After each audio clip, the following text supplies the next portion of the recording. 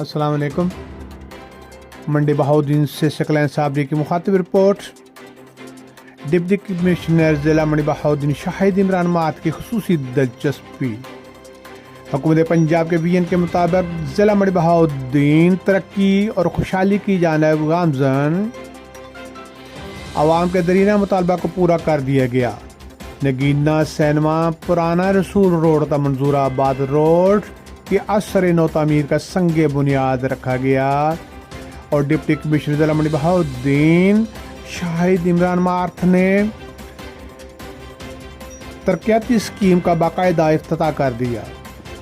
Additional deputy commissioner revenue Zulfiqar Ahmad, chief officer municipal committee Waqar Ahmad और दीगर अफसरान भी शरीक हुए।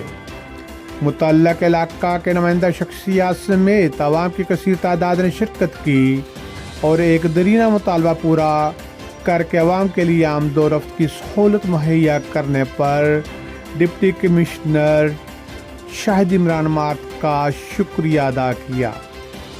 डिप्टी कमिश्नर शाहिद इमरान मार्थ ने बताया, ये सड़क म्यूनसिपल कमेटी मंडी बहाउद्दीन के फंड से तमीर की जा रही है। तखमीना लागत 88.5 मिलियन रुपए है। इस रोड की तमीर से इलाका की कसीर तादाद का एक दरीना मुतालबा पूरा हो जाएगा।